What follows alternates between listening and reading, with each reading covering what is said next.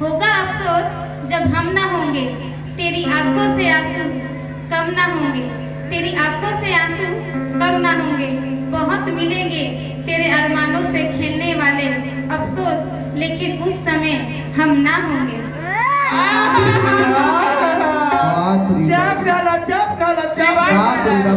कतना नीक बोलत दिया, बताओ एवरा दिल तोड़ के हतना नीक बोलत तारू है। लड़का कहता का हुआ अरे कि पप्पी हाथ पर जहिया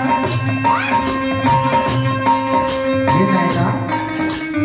अरे कि पप्पी हाथ पर जहिया हमरा के छोड़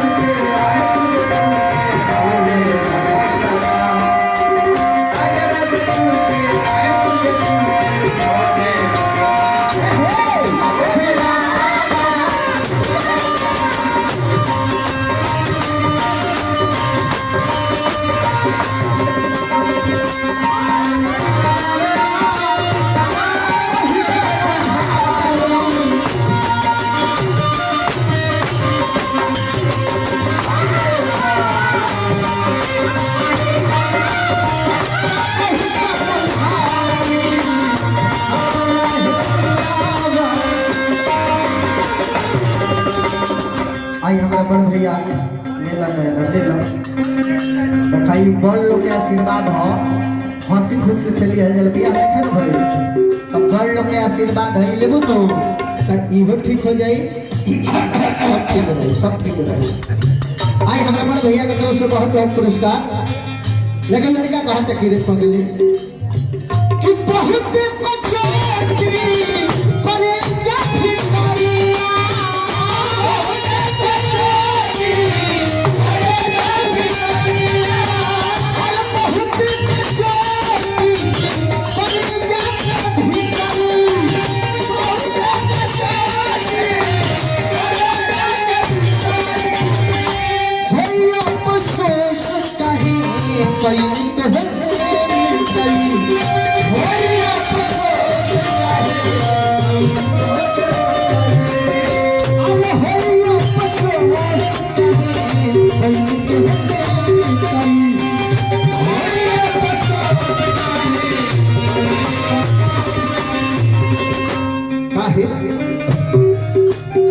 अरे सुकून टूटा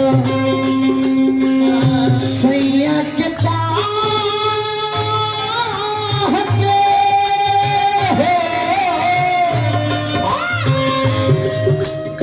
अरे सुकून टूटा सैया के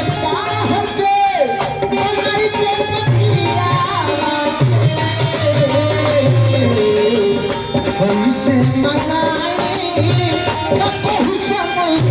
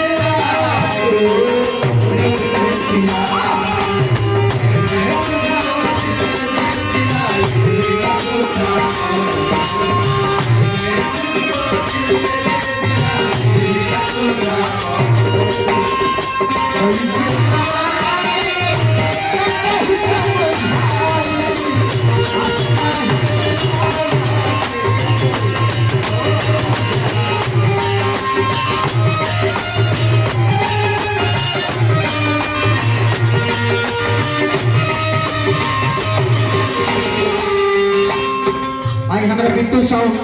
बहुत बहुत पुरस्कार देने मेरे लड़का कहता कि रे पगली आज तोरा नहीं खे बुझा आज तहरा नैना नहीं खे बुझा लेकिन ये बात को हम बुझाता नहीं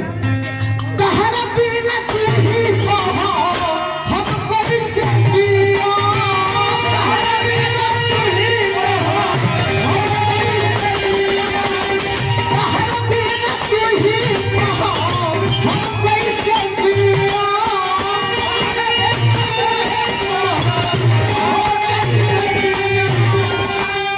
जान जिए खातिर जान हो दारुआ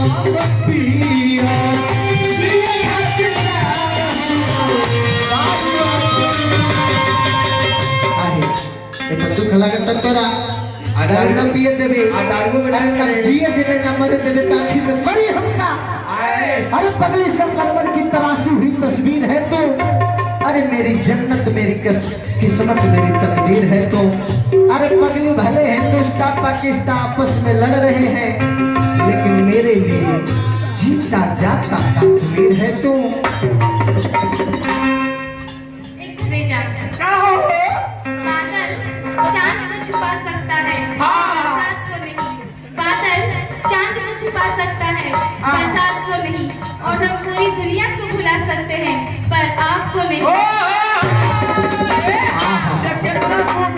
ये हिंदिया भैया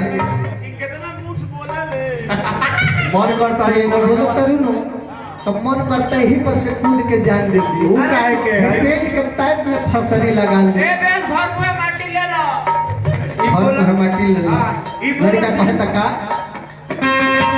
तहरा बिना जान के लो हम कैसे जियो तहरा बिना जान के लो जिए खातिर जान हो दारू हम पिया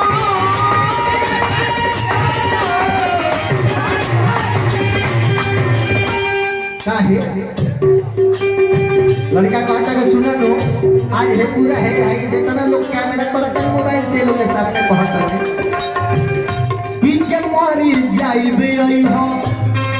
ठीक है मर जब तोरे कते नहीं ना अजानता लो एसपी हो ये आगे हमारे पजिया खाए तोरे आके खाए के पड़ी अरे पीछे मारी जाइबे आई हो दही चिवड़ा